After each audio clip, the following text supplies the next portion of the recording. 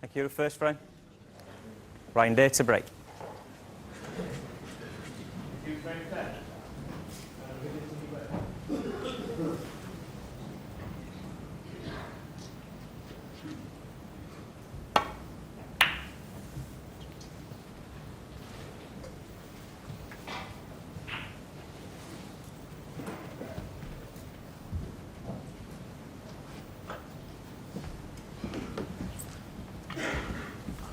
As recently as the 2003-04 season, Stephen Lee was 5th in the world rankings, but has slipped down to 26th.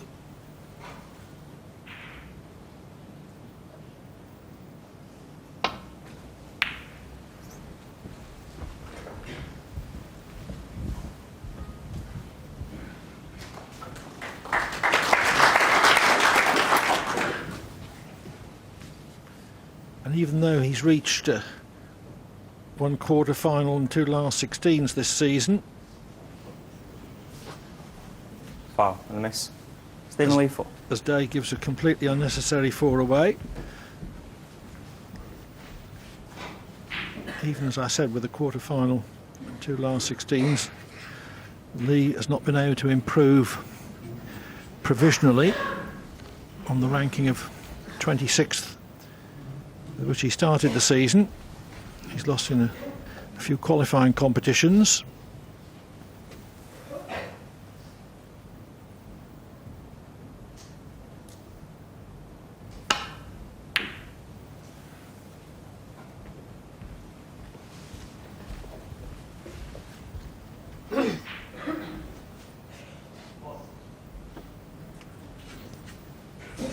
Well, almost. Another inch and that red was on. What he has done is given Ryan Day a very easy safety shot to play.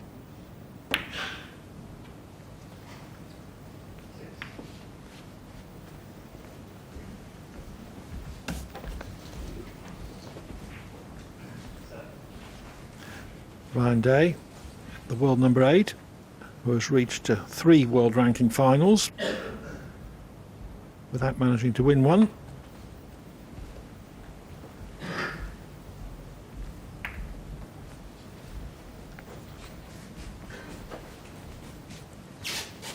Hasn't really produced his best form in finals.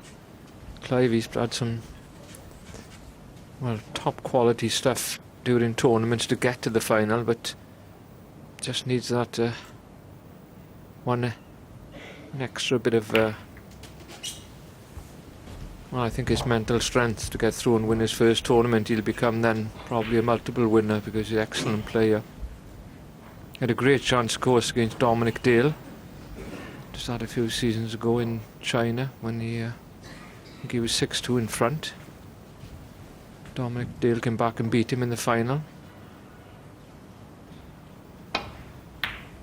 Dominic hasn't stopped talking about it since. But hasn't really gone on from it.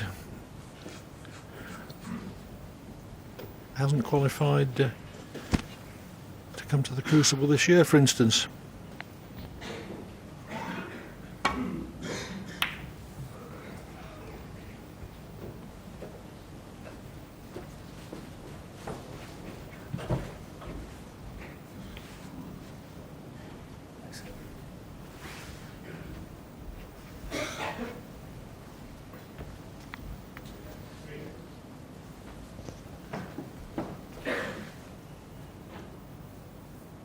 Good clash here of styles. Stephen Lee, very much the all-round player, a very good safety player.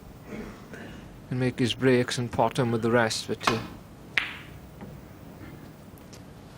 well, you can flip with the rest here as well. Oh. Well, a fair shot, isn't it, Clive? Length of the table double with black ball position. Not bad. You'd have liked to have been a bit straighter on the black, though.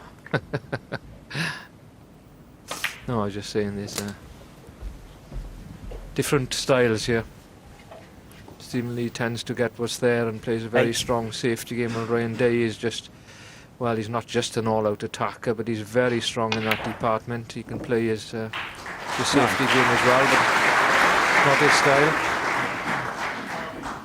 Like most of the top players now, Clive.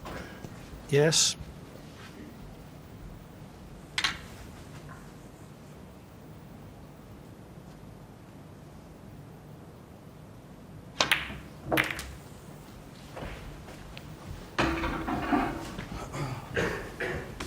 That was a fair shot of the rest, wasn't it?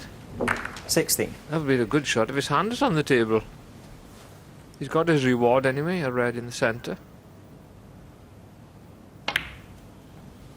Oh, well.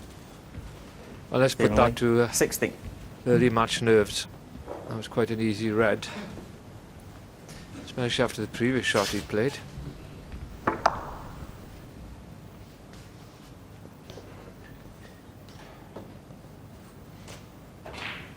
So Lee fails to capitalise much on his entry for fluke of the tournament.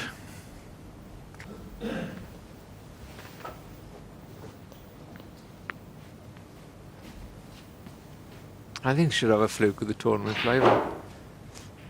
Also the worst shot of the tournament. Few early contenders for that one as well.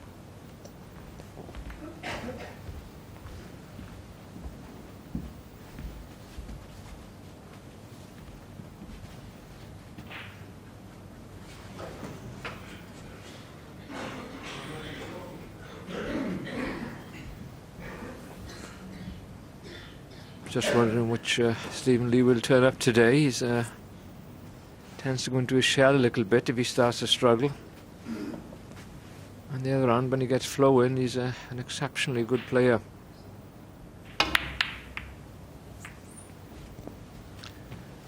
Winner of 4 world ranking titles, the most recent of which was the 2006 Welsh Open.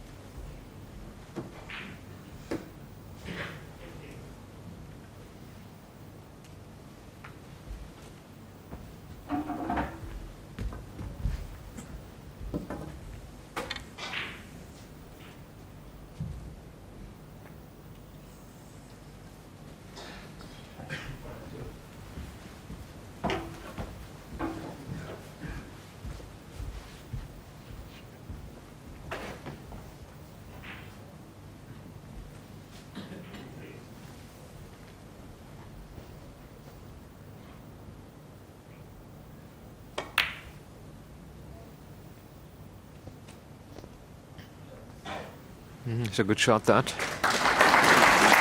Normally he plays this type of safety bout play to get on tight on this cushion, but it looked as if he played to get behind the black then. Can just see enough of a red. He's checking again past the black to see if he can, well, he can see the red, but can he see enough of it to impart some backspin and get the cue ball back to where he is now? Well, he could.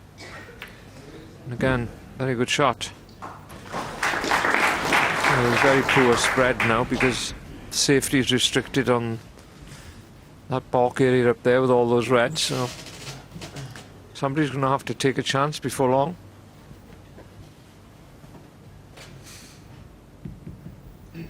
The big problem here is the red which is finished so near the baulk pocket.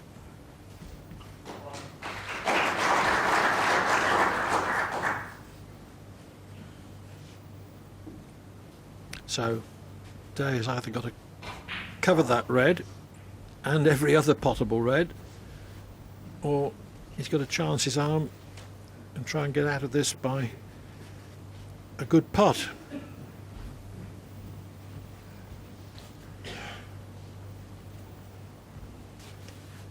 He's got a safety on there, he hasn't seen it yet. He could roll up to the red on the left cushion. Cushion first, dead weight, that to be safe. Bit risky, but these young lads like to go for the pots. Very good attempt as well. He may well have covered the red on the pocket, but can Stephen Lee get the one behind the brown?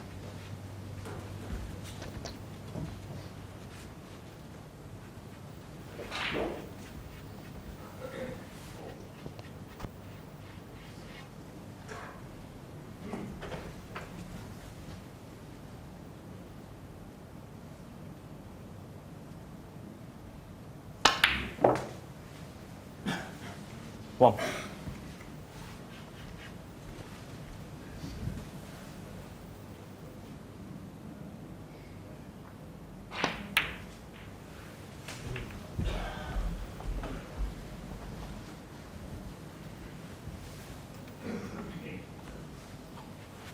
Five. Stephen Lee hasn't got past the second round here since his semi-final appearance in 2003. He lost out to Mark Williams. Six. He's played that poorly.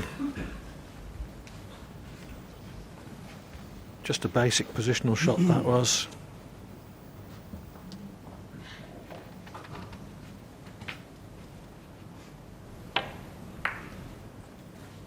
Only needed to avoid the green, and you had choice of baulk colours.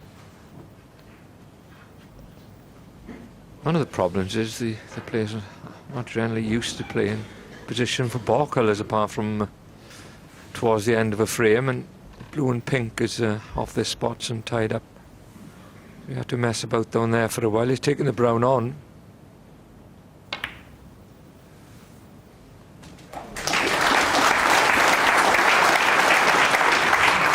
I see a lot of value in that myself. 10.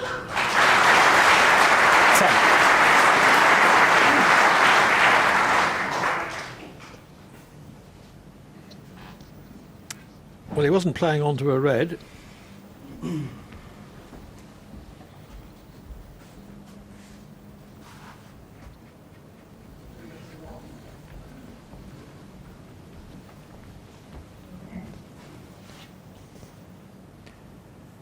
Stephen Lee is normally very good at taking reds on that you feel looks a little dangerous, but he looks at all the options should he miss.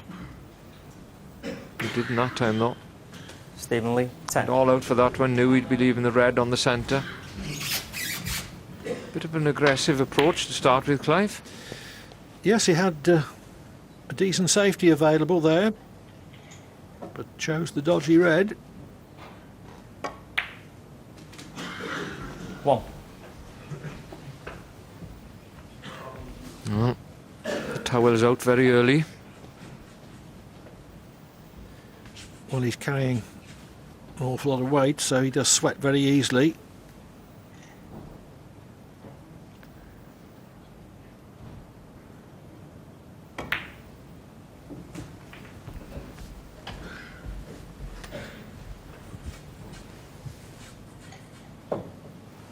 Seven.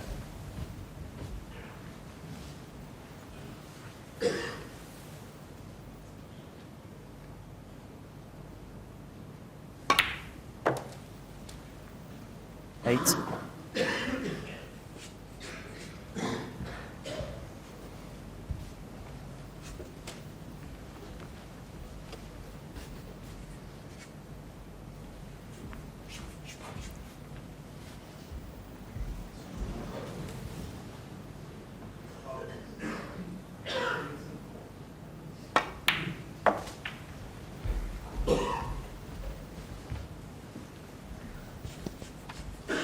Really does strike the ball 11. beautifully, Ryan. He's always has.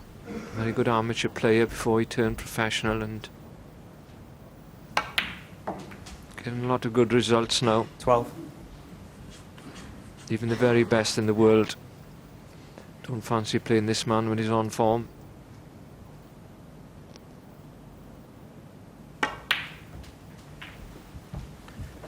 Provisionally ranked 6th in the world, 14. with any ranking points he earns here to add. 15. And it won't have escaped his attention that should he get through this match, his next opponent would be Nigel Bond rather than Peter Ebdon, who was expected to beat Bond, but in fact played well below form and lost 10-5.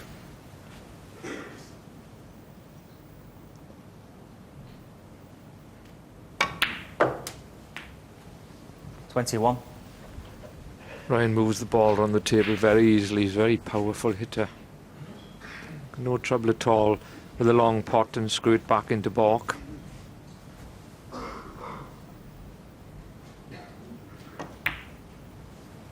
Well, it's not called upon a lot in this game on the tables they play on the extreme power. It is helpful, I can tell you. 26. Can get you out of trouble, and sometimes can win you a frame. If you've got an awkward shot and you need power to get on to the next colour. Of course, what it also does, power, 27. enables you to hit the ball a bit easier than players who lack a bit of power. So it all helps.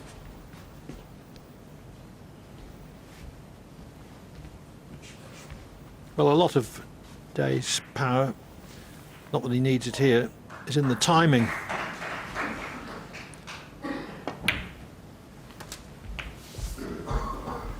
Cue going at maximum acceleration 33.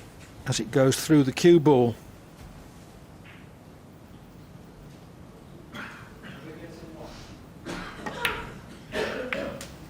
Not before it reaches it, but 34.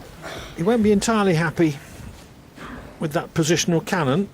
He did play the cannon, but caught the second red a bit full, and so the cue ball remains under the cushion. 3 or 4 inches off the cushion, and this pink would be virtually a certainty for him. But it's not now.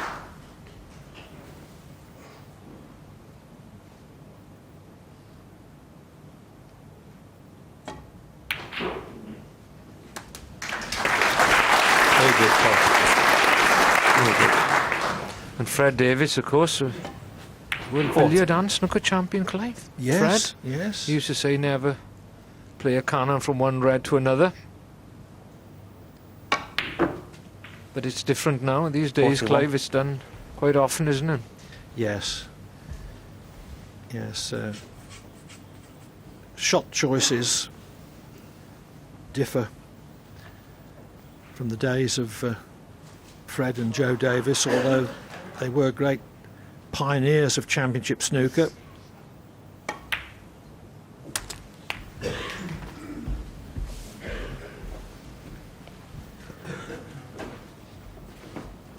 $48.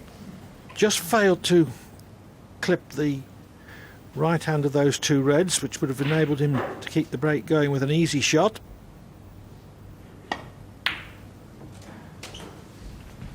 Ryan Day. 48. If he'd made that cannon, no doubt he would have gone on to clinch the frame, but as it is, he has to content himself with an 18-point lead.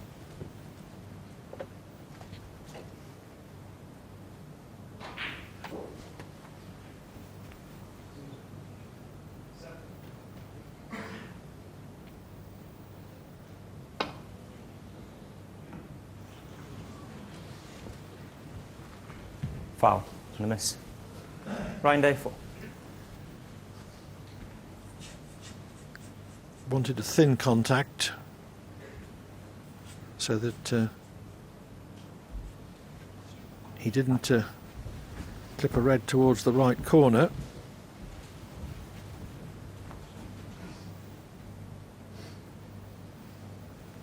Oh, that's it. Right. Close to the cushion. Okay. Right there. Right. Alan. Look right there.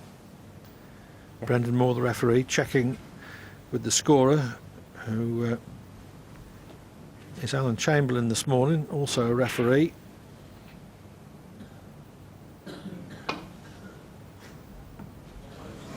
But he's got to hit it next time. Foul. You miss. Ryan Day 4. 3 consecutive misses from an unsnookered position, and it's frame forfeit.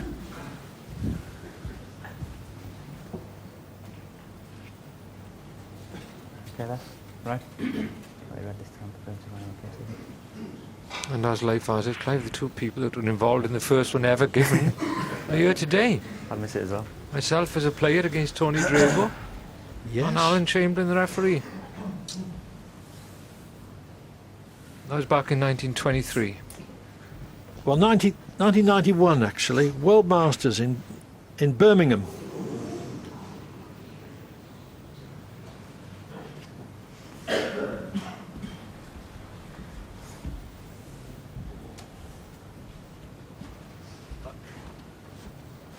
Yeah, I do, yeah.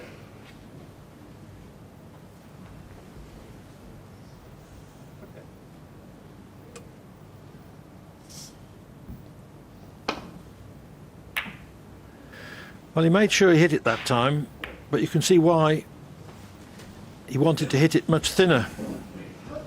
He always knew with a thick contact there was every chance he'd leave this red over the right corner.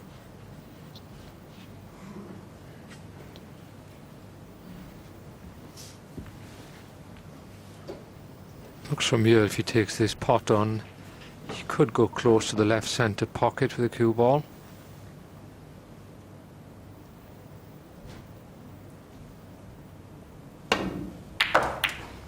That's why he's put in a spin on the ball. A good pot though.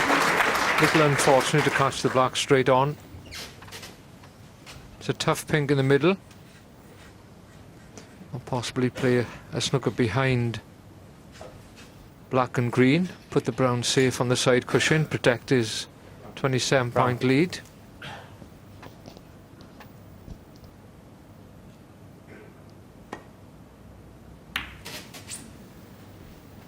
Ryan Day 1.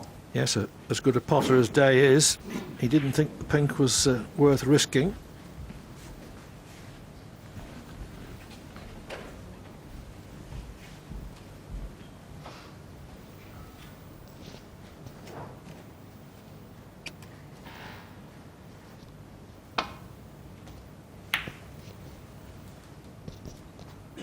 That's the wrong shot.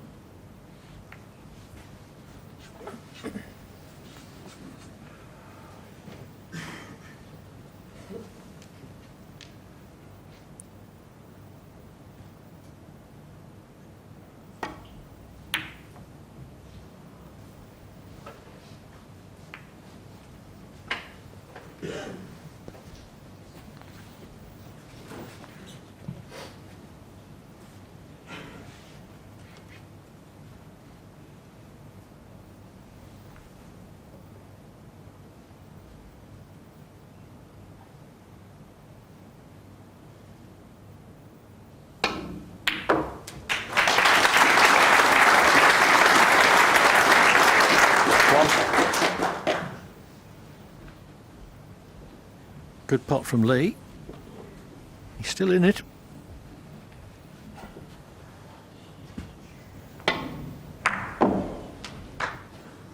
This yellow's just off straight and you need a lot of power. Pace to get the cue ball down towards the red, and that makes the pot a lot more difficult.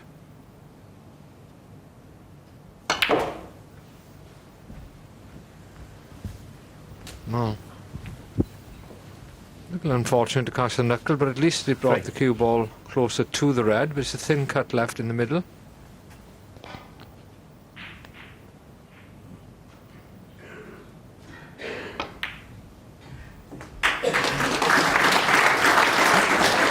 4.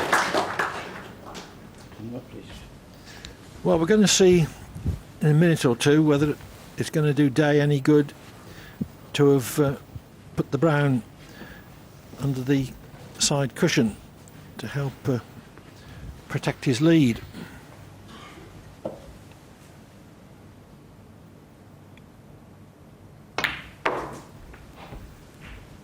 Yes, the only problem with putting it on that side of the table, of course, is the green pots. He can leave himself a nice angle, 9. bring it into play after potting the green.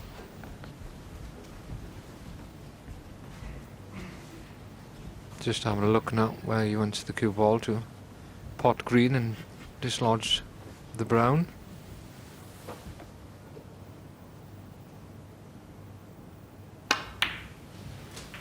Oh well. 11. He stretched a bit on that one and mistimed the hit. He's come back well, 6 inches too far.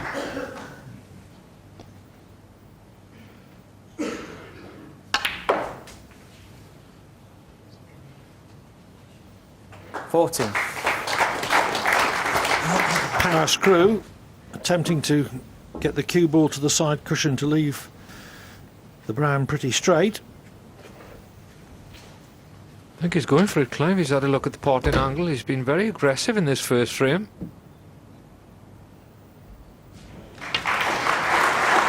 Great shot. Great shot. That's the old adage, Clive. You know, if you set your mind on things and be positive, surprising how many goes in. Everybody thinks 23. that Stephen Lee, who I got a lot of respect for as a player, very, very good player.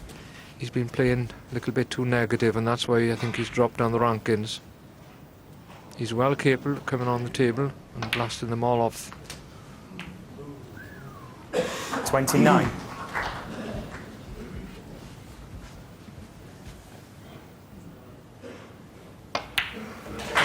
So with that birdie's 46 in the first experience, frame. Stephen Lee snatches the opening frame on the black. And Ryan Day sits there contemplating a couple of things. He was in with a promising break. He was on the black, and he played to cannon the right hand of those two reds, just to clip it.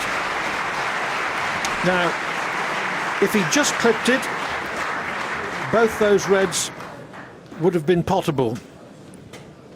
But Hawkeye's a better player than Day, so he's played it perfectly.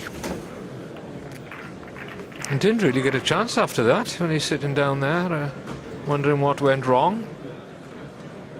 So no mistakes, but I mean some quality stuff from Stephen Lee. There was another debatable shot choice there, wasn't there? There were two pottable reds down in the left-hand corner, and he had pink to middle, which was pottable, well within his ability, but he chose the safety option, put the brown safe, and as we found out, although he put it under the side cushion, it wasn't safe when Lee cleared up. Yes, but I think he played the right shot and he played it well. The pink was very thin, and he was leaving the table on for his opponent if he missed it. But the quality of Lee, I would like to remember at the end of that frame, Thank you. rather Second than frame. any errors from Ryan Day. Quiet, please. Stephen Lee to break.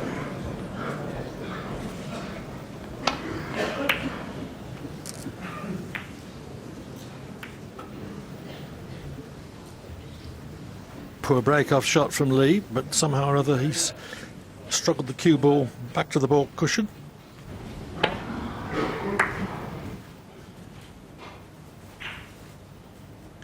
Well, he's dislodged brown and blue, and only 3 reds to come out of the pack. It was a strange break off that. Well, what happened to that safety shot? Much too thin for starters. It's finished almost 6 feet from its intended destination.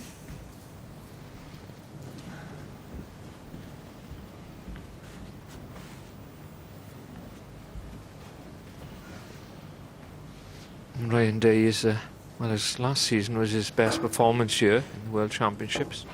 Got a quarter final, before that second round was his best effort.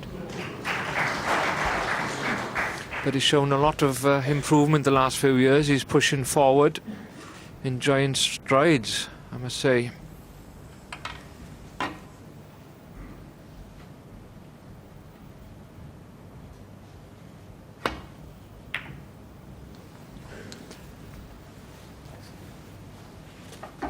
Ryan Day coming to the table here, I feel, has improved a lot since his dad, Kevin, and himself got a club. And he's got a base to play from. Seems to have helped him a lot.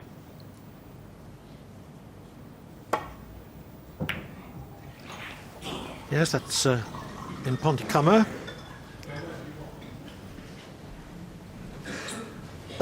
It's a social club as much as a snooker club, only a few tables, but it's the ideal practice base.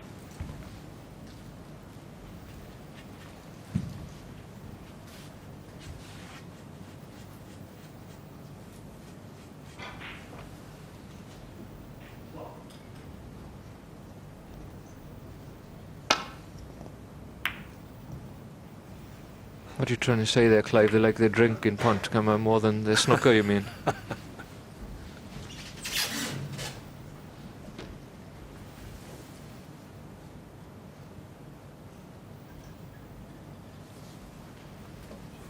Well, Ryan told me something funny about the smoking ban. Smoking not permitted in the club because of the new regulations.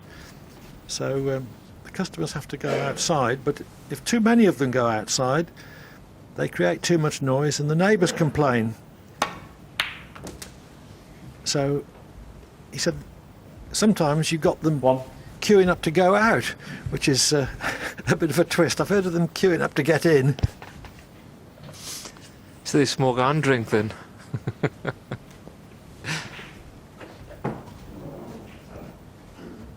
I think Ryan got up off that shot, you know, because Stephen Lee was making a noise in his chair. I'm not saying this purposely, of course, but he got up and looked at Stephen Lee before he potted out red.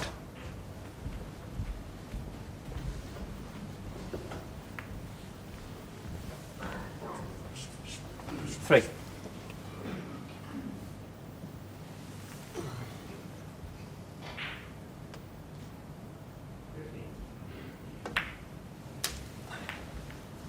Four.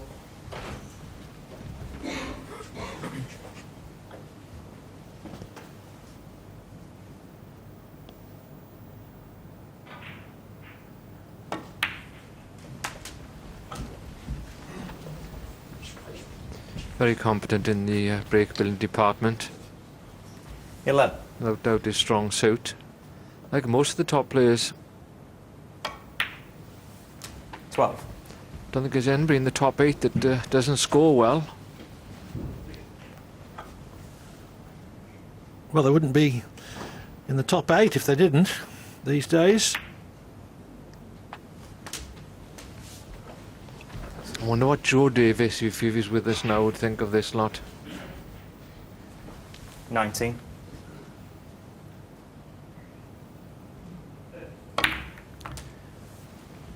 Well, he'd be amazed at the standard, and I'm glad that he lived to see the championship, which he was instrumental in founding, come to the crucible. He was here in 1978 when his younger brother Fred 27. got to the semi-finals at the age of 64.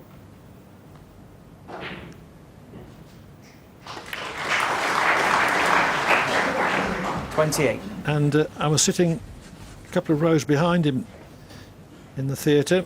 He was twisting this way and that, urging Fred on. But he fell ill that very night.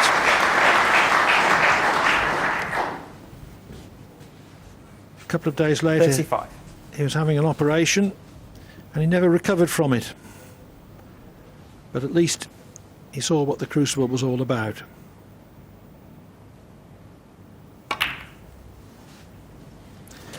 Well, Ryan Day. it was all very smooth for Day up to that point, but he left himself a little bit more of a cutback than he wanted. He retained black ball position, but look how he spread the reds for a Lee counter-attack.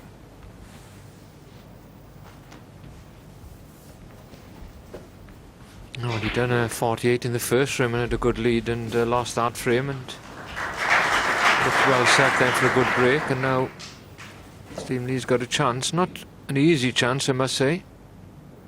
The reds are nicely spread, but with the pink and blue off his spots, he'll have to be accurate down here to retain position on the black. And those two reds there in the picture to the right of the black are not helping. Cuts down the 8. chances of getting position on that side of the table. 9. And that's why he's cleared them both straight away. Very good break building there.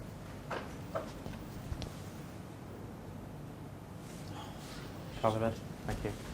Stephen Lee, 9. Ryan Day,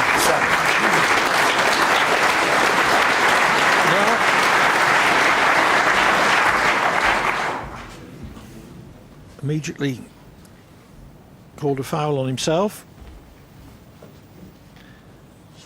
I think he fouled the red.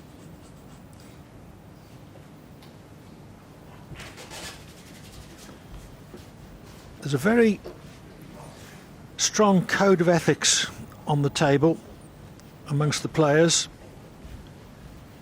Pretty well without exception, they declare fouls that the referee might not have spotted.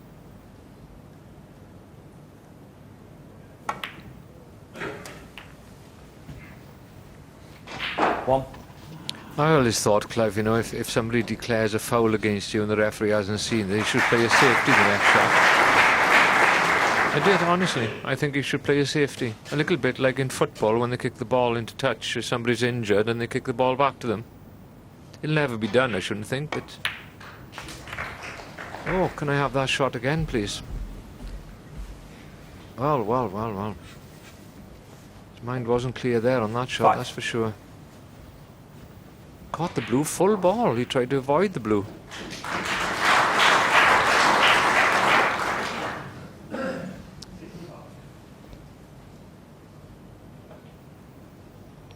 He should seriously consider a safety shot. As good as a potter that Ryan is, I think he's a little bit mixed up out there at the moment.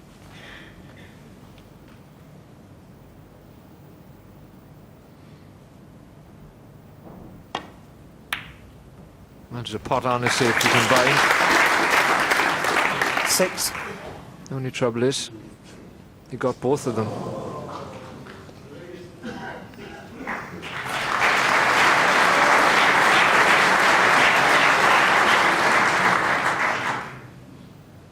Well, this frame's had some twists and turns. Day was in, 35, missed. Looked as if there was a big break at Lee's mercy. Fouled a ball. So the chance fell to Day. Dreadful positional shot.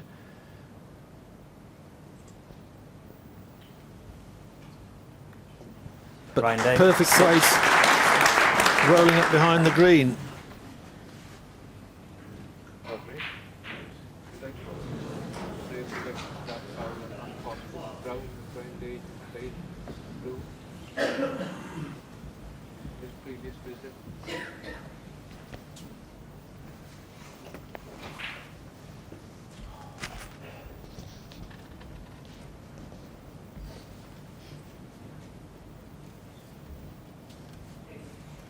Going back to Joe Davis there, Clive, his book makes fascinating reading still, and it's still the Bible in most players' minds, although a lot of the technical aspects are a bit old-fashioned because the game was played different with different balls on different cloths and what have you, and everything has improved over the years, but still a wonderful read.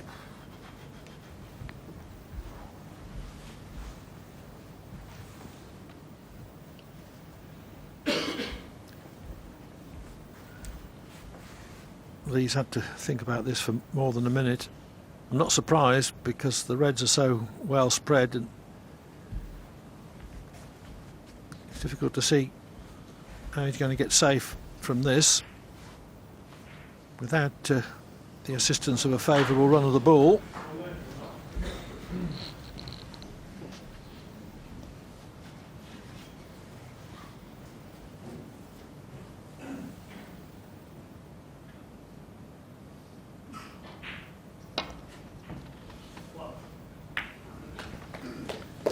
Well, that's what I mean. It was a good hit, but if somehow he could have clipped it thinner, i.e. got a more favourable run of the ball, cue ball might have finished under the black cushion. Yes, that was his intention. He got close to getting it.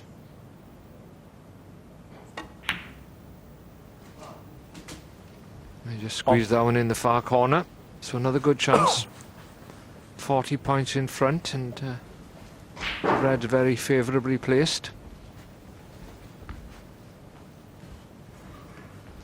He's blowing out a bit. He needs a few deep breaths. He's made a few errors in this match so far.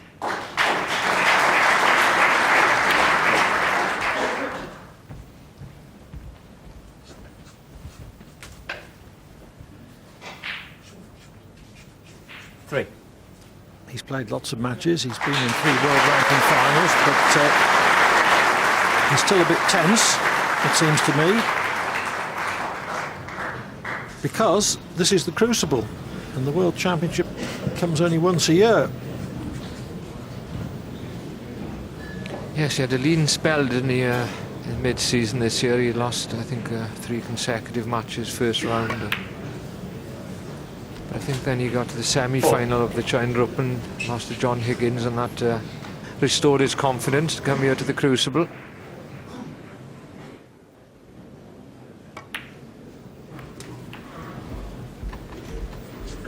Still haven't found that magic ingredient, Clive, that allows you to retain your confidence when you're losing.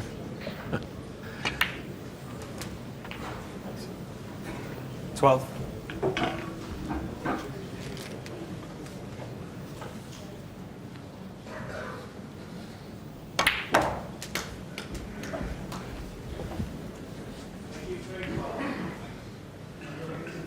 $19. 20.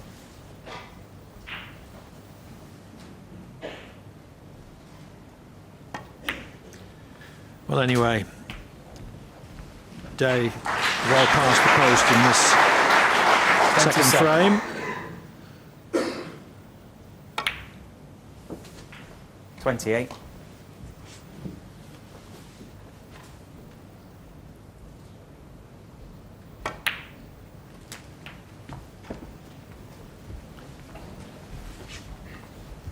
Sporting gesture from Lee 35. earlier in this frame,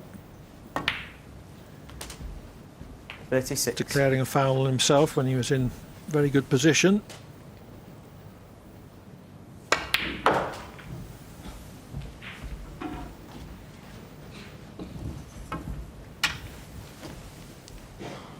$42.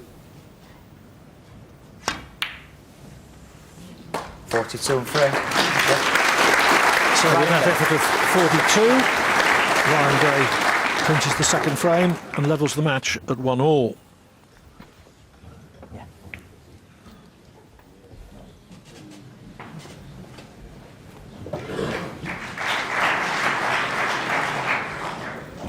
Ryan Day has left the arena, so it gives us time to look back on a key moment in that frame. Day had missed on 35. Lee was right in around the black, but he got up because he just fouled the red with his bridge hand. I'm certain the referee didn't see it, but it's the done thing in snooker to declare fouls on yourself, and Lee duly did so. Just his little finger.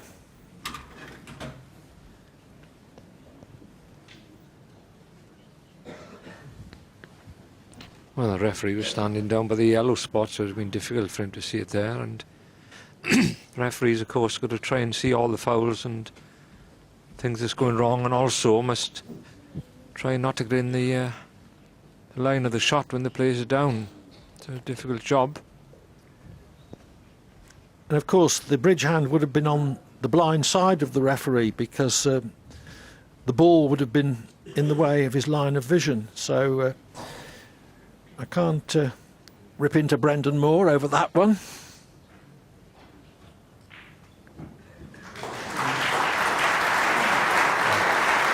He's enjoying his time here in the Crucible. It's the pinnacle of the referee's career as well as the players. Secure a third frame. Ryan Daterborough.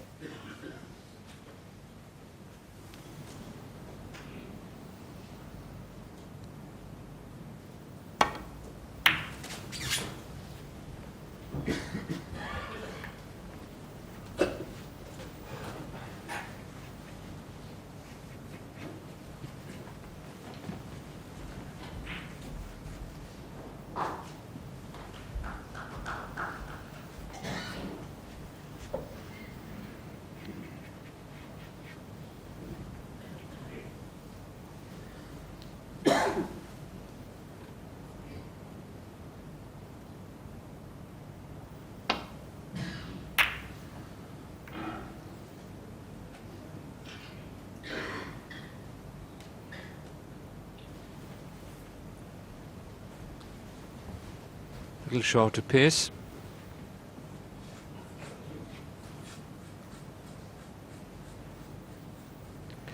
Ryan Day, when he's on his best form, will test anybody's safety. Long pot and exceptionally good.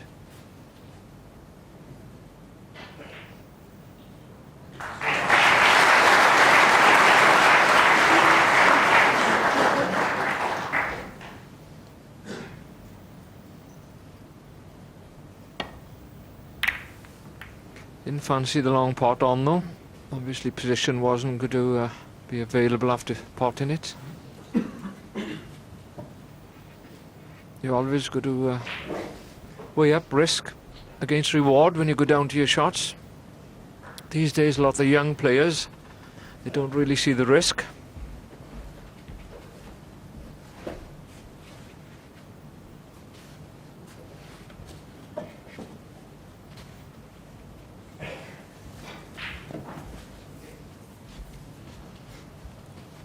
Hawkeye having a look around.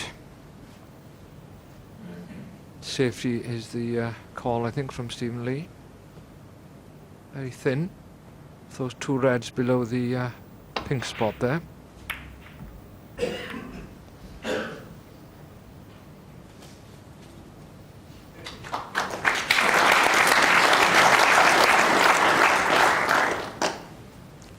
I think the problem with the balance of the players, Clive, whether they either take the pot on or player safety. I always compare it to like when you buy in something, you either buy a colour television or an insurance policy.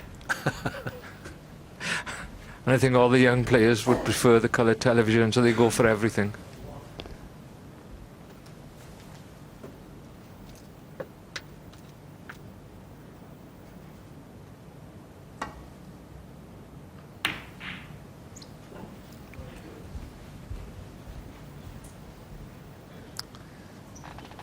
The red creeps past the middle pocket.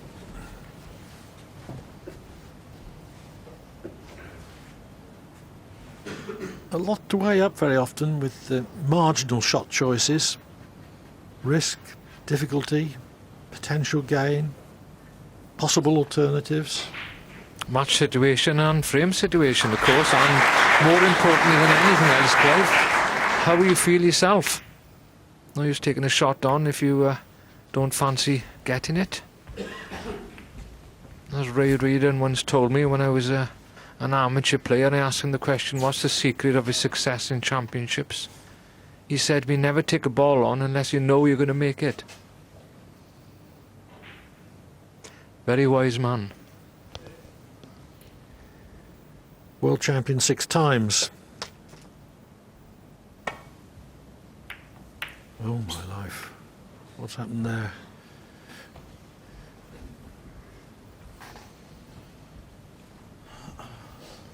disturbs you slightly when you play a shot like that.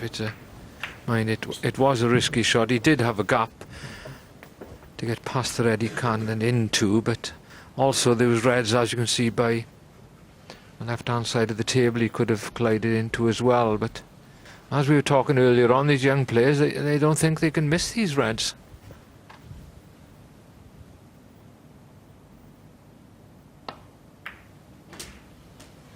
Again, part of the problems are, Clive, when you watch these boys practicing, you can understand why they go for the bars all the time. They're used to potting them all day in practice. Well, it's just a matter of muscle memory, good cue action, coordination, concentration. Their body knows how to do it, but sometimes in a match, their mind won't let them.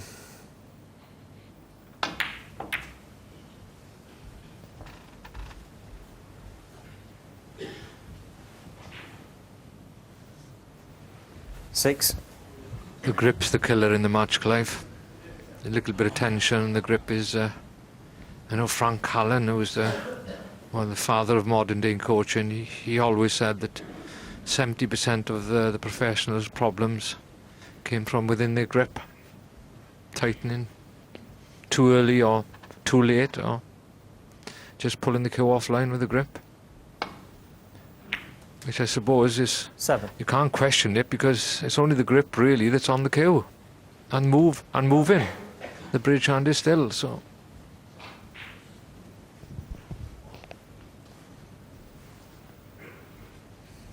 Very often an involuntary tightening of the grip is responsible for the odd spectacular miscue that you see.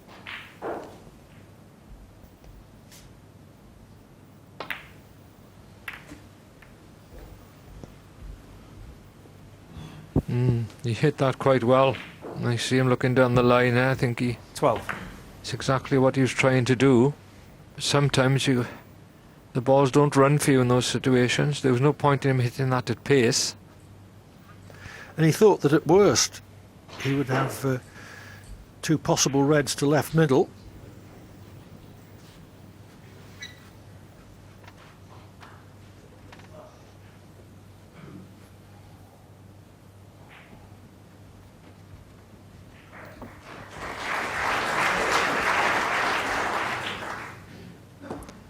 Well, so far in this match, he's been quite positive with his shot selection. He's got a red on. I'm not quite sure if it's in to the middle or the bottom pocket. We'll soon find out.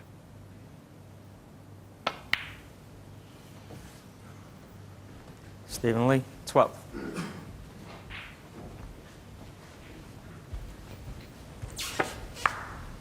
They just pulled it to the left of the pocket, but he played it in such a way he was on the blue and wasn't going to leave an easy red on. I'm saying Ryan can't pot this one.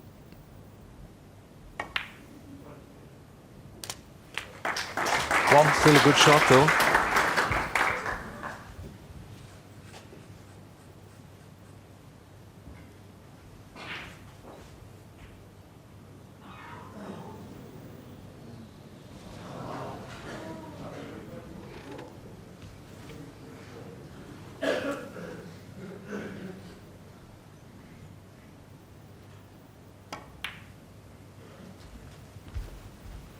I think Stephen Lee's come out here, you know, Clive, with the sort of set plan to think, well, let's disrupt Ryan Day a bit earlier on, because Ryan Day would have been expecting Stephen Lee to keep things tight and not take on some of the shots he's taken on, especially that clearance he done. He put some great shots in that in the first frame. That can unsettle your opponent a bit. But the thing is, when you take the shots on that are a bit risky, I'm afraid you've got to make them. Otherwise the plan sort of loses effectiveness.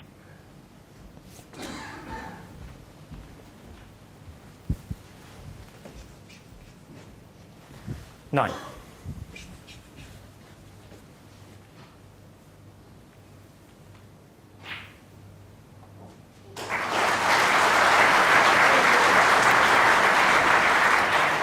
Ten.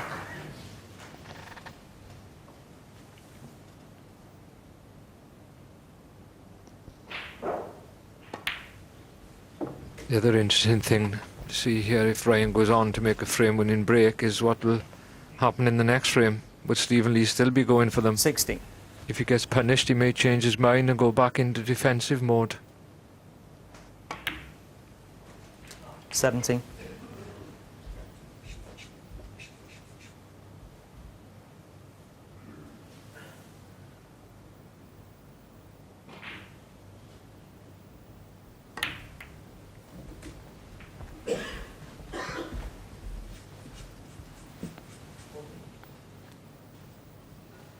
$23.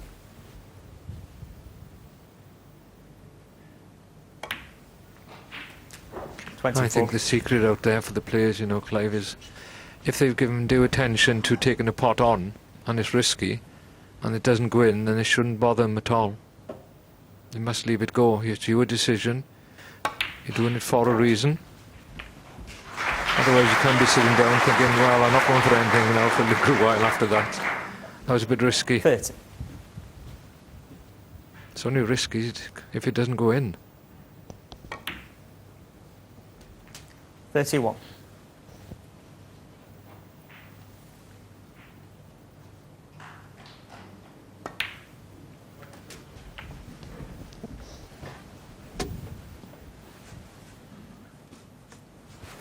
$37.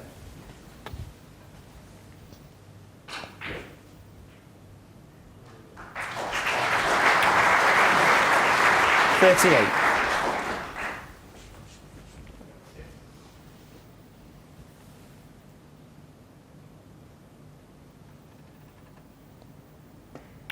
Of course, Ryan Day is the only representative from Wales here, as Mark Williams got knocked out.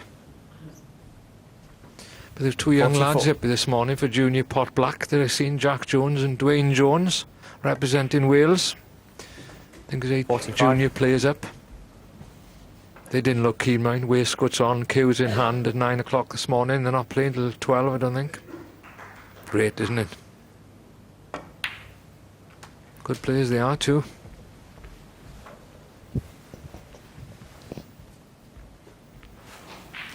$51. 39 in front. Day can clinch the frame without the assistance of the cluster of 3 reds. Although the one to left middle is a bit tricky.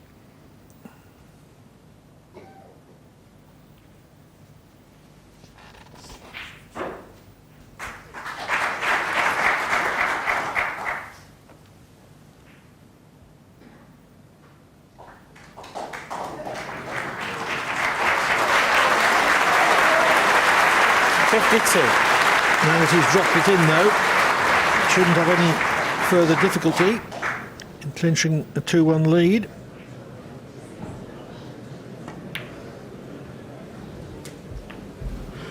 He's taken these well, and he's already made breaks of 48, 35, 42. 58. In the previous 2 frames, one of which he lost.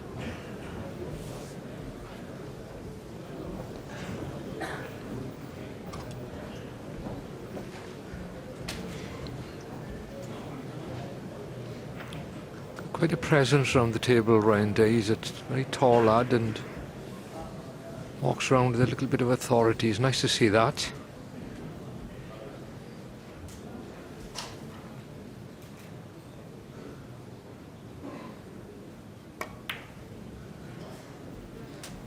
$59. No excessive positional heroics required here.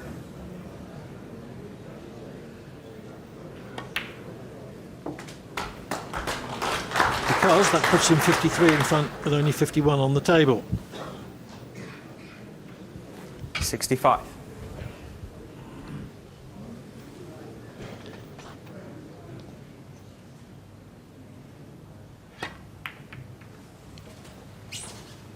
Thank you. Ryan Day, 65. So barring the snooker, that break of 65 has given Ryan Day a 2-1 lead.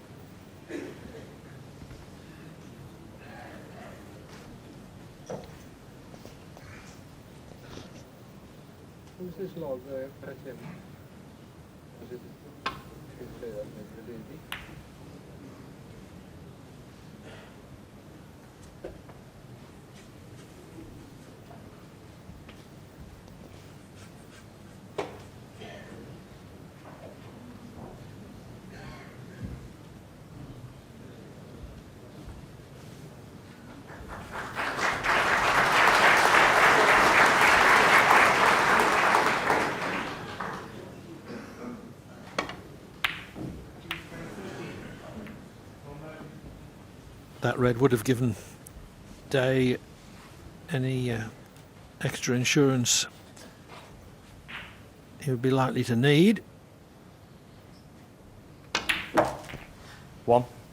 The way things turned out, he's left seemingly a good chance here. If he can pot this black, red, another black, get good position, he could snooker that red by the blue. Well, he's missed the black. Stephen Lee, 1.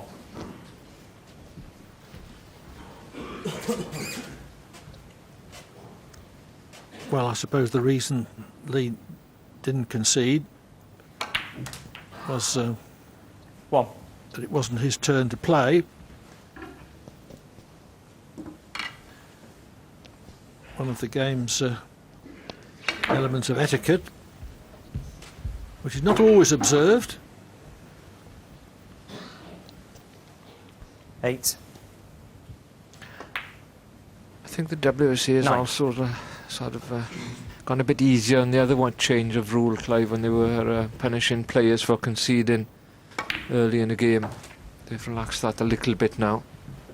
Yes, they've left it down to 40. the referee's discretion 60. whether a player goes on report or not.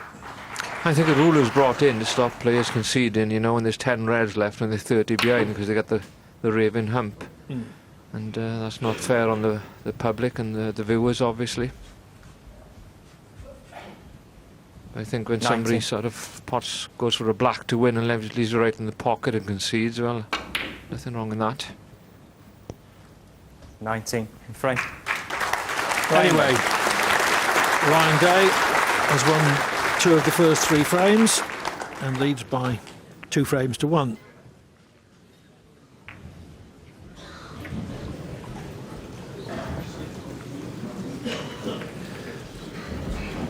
Day looks pretty sharp, pretty confident to me,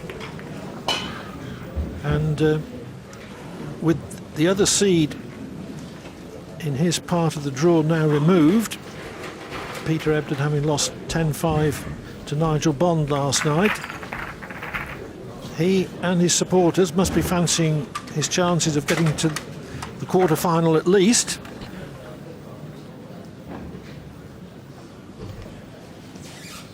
And Nigel Bond supporters won't be thinking that, Clive. Well, perhaps not.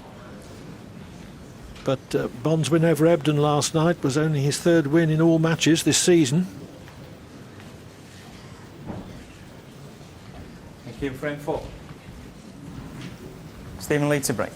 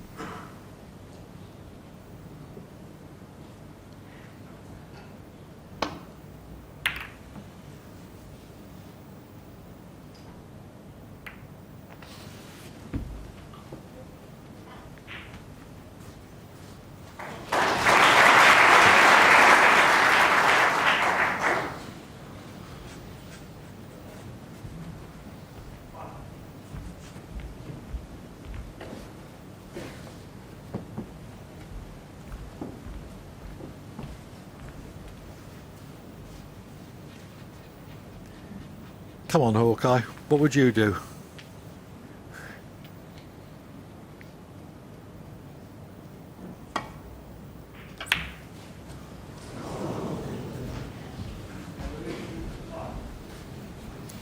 Dave felt that he was forced into that.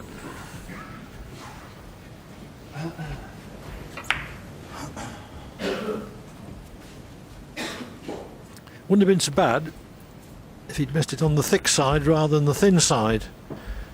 But of course, missing it on the thin side, there was more run on the cue ball. Hence, he's left an easy red for Lee.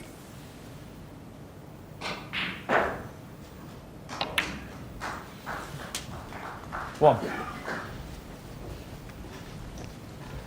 Yeah, pink and black available, so chance here to put some points on the board.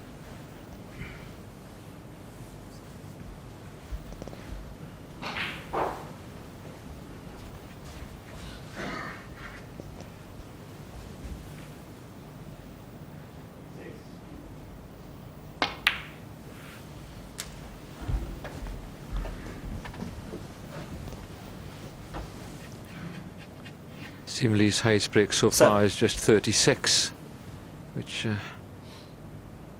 think the clearance he made in the first frame. 8.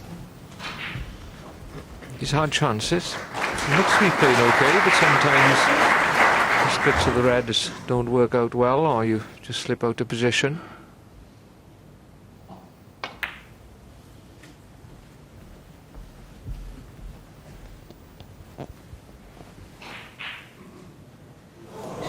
$30.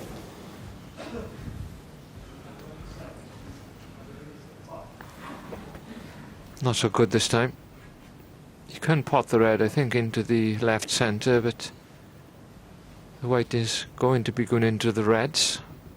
Whether it's the pack if he plays it with backspin or the 3 on the left. That restricts the possible success on the positional side.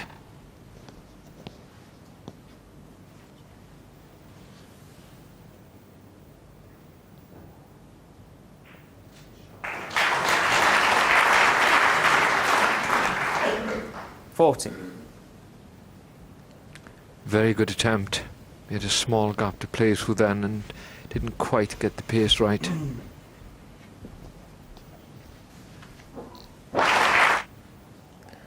Very small gap there, but just Evenly. 40. a little shorter pace. Snooker's Day behind the black, but I don't think it's going to create an opening.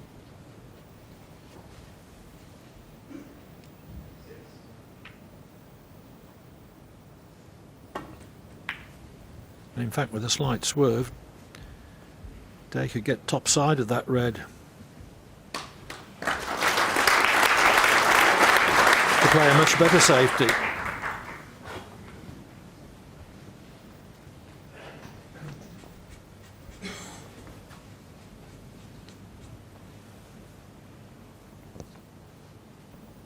Just playing for the side of the pack here. Not too much pace. Nice hit the pink. Full on. Foul on a miss. Ryan Day 6. Ryan looks as if you can see the red that's available into the left corner. It's a very thin cut.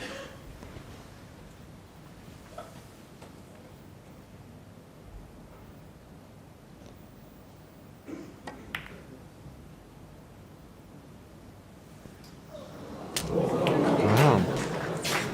Delayed reaction there before that red dropped. Well, the lip of the pocket is slightly rounded, and if you can get it right on the lip,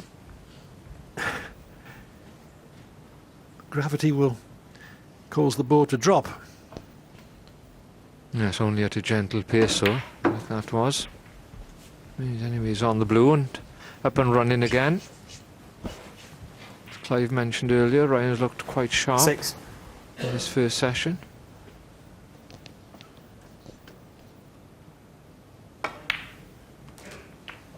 Seven.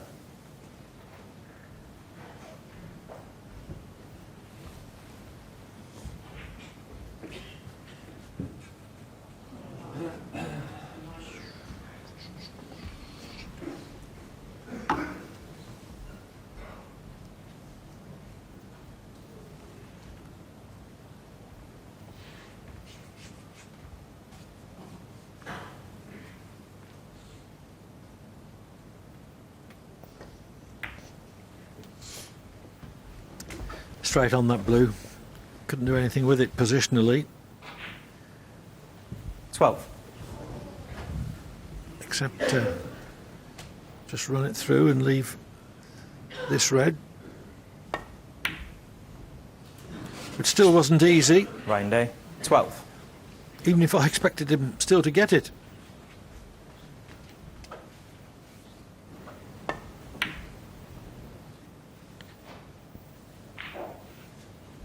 Yes, of course the players are a lot more comfortable when they're in the balls and keeping the cue ball under close control. Succession of easy shots.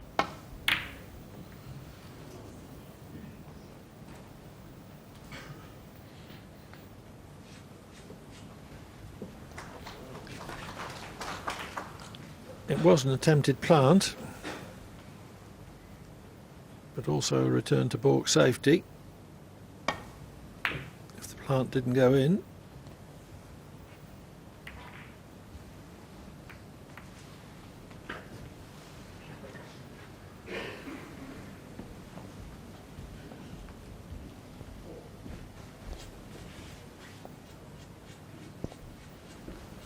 Just come and have a look down if you can get past the blue there to the edge of the red. Ryan was a little fortunate there with the safety. It looks like we can get past it.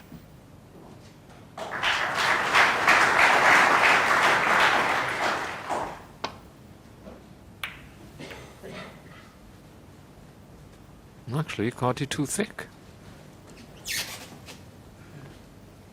No problem though.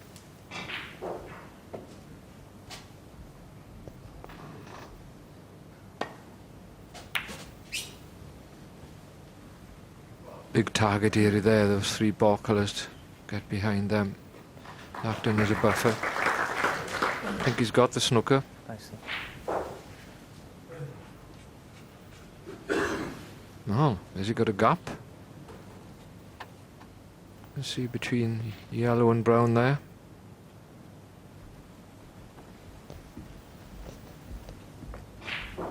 Looks like we can get to the edge of the red, but is there any benefit in it?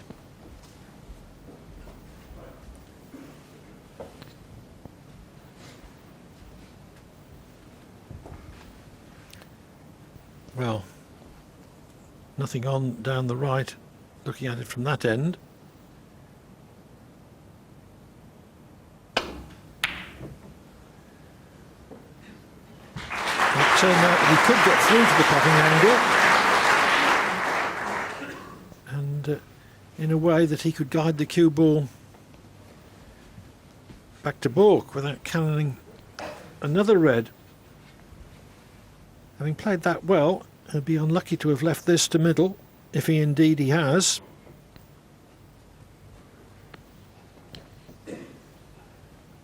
Audrey, picture you show between yellow and brown. Yeah. Halfway wasn't.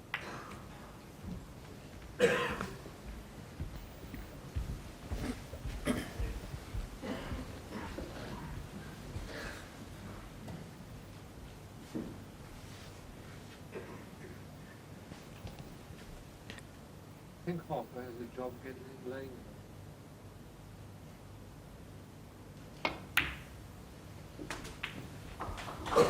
One.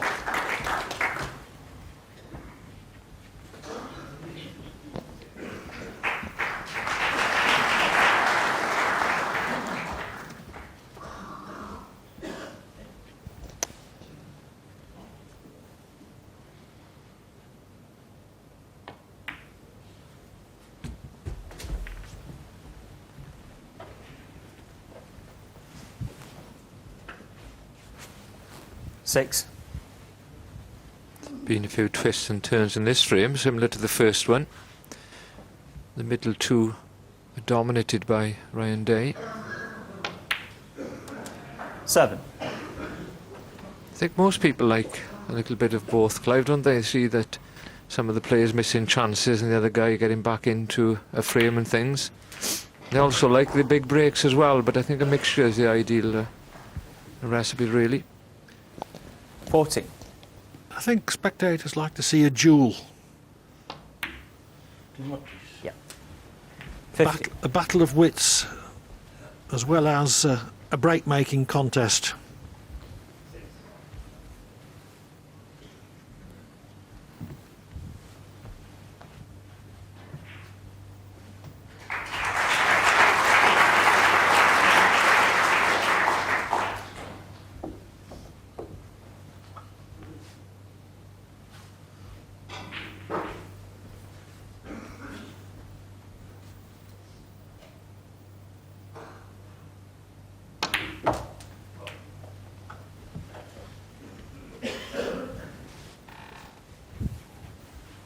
Not quite sure if he can hold you for the blue. 22.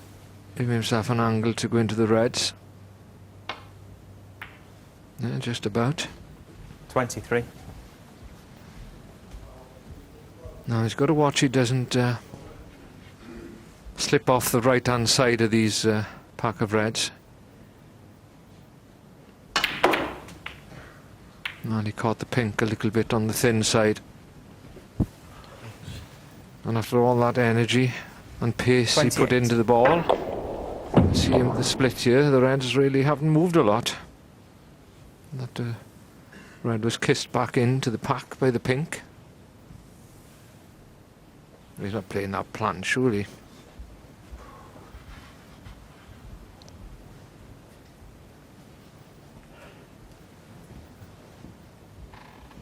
Well, it's only 6 inches out of the line of a straight plant. I think it'll be a safety here.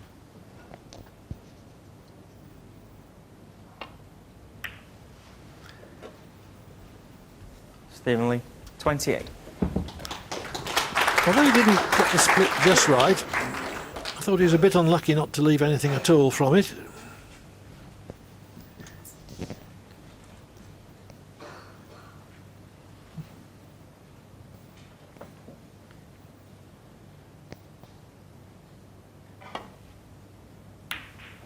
Oh, bad shot. Caught that much too thick.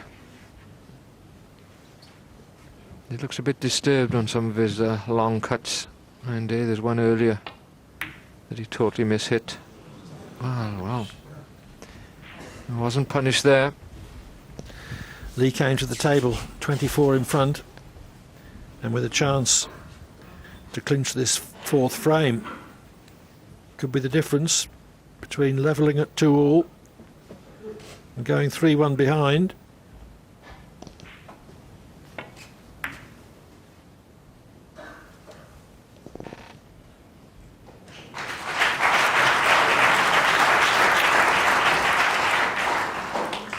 One. Oh, well, he'd be disappointed. That was a bread and butter red there.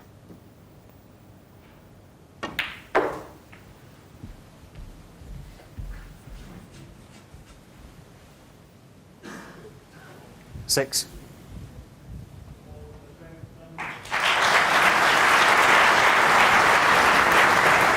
Seven.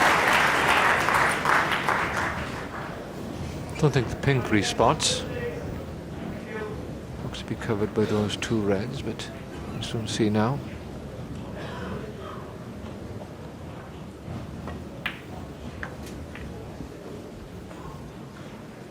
No, it does. Not quite easily. Yeah. Shows how good my eyes 30. are these days. Lots of benefit, of course, to Ryan, where those two reds are below the pink. Gives him more options.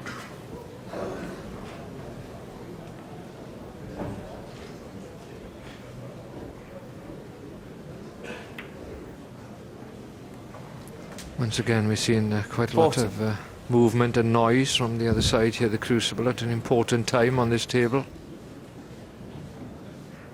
Yeah, the players have gone for their mid-session interval.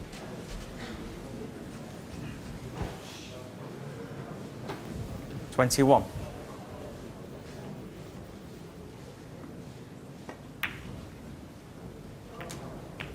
$22.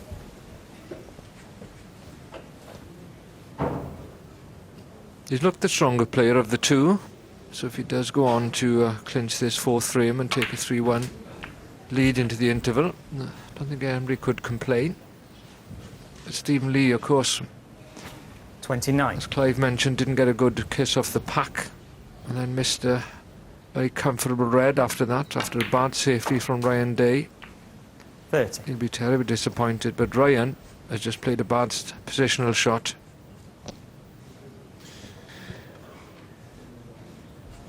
It's not going to be easy to get the precise position he needs on the last red.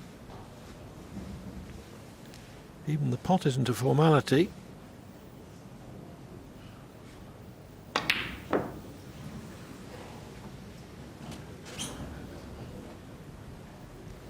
Ryan Day, 30.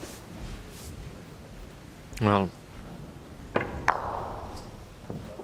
bit of movement then with Ryan Day, yes, in that. But there's a lot of power you had to put into that shot and Should keep it quiet, please. force the cue ball over for the red.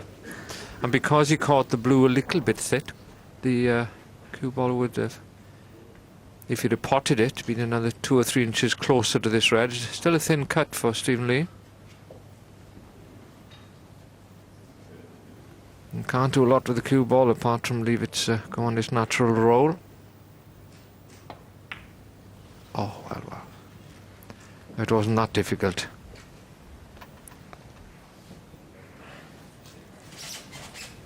Well, not as easy as it appeared on screen maybe, but he missed it by a long way, well onto the near jaw. That's 2 shots in succession now. Stephen Lee has missed the red that he would expect to pot. And as it is, you've got a potter like Ryan Day against you. You generally get punished in the end.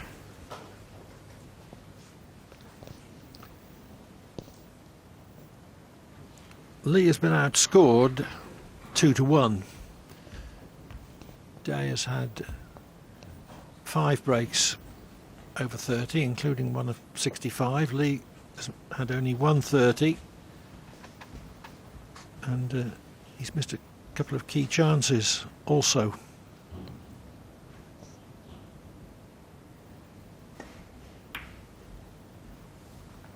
Well, 3-1, if it turns out that way, wouldn't be the end of the world in a best of 19, but sometimes you can go into the have your cup of tea and 3-1 down and think, well, I played okay and the other guy played better, but wouldn't be the case this time. I think Stephen Lee has had 2 very 6. good clear-cut chances to win this frame. And that can leave a scar, Clive, for the rest of the match.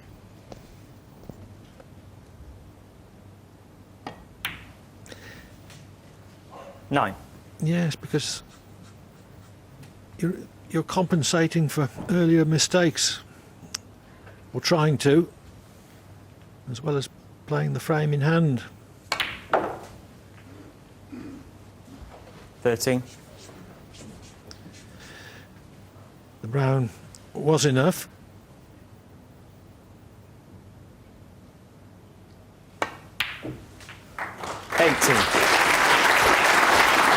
Brown left leading 1 snooker. The blue has put him out of the frame. 24 in frame. Ryan Day. Ryan Day leads Stephen Lee by 3 frames to 1 at the mid-session interval.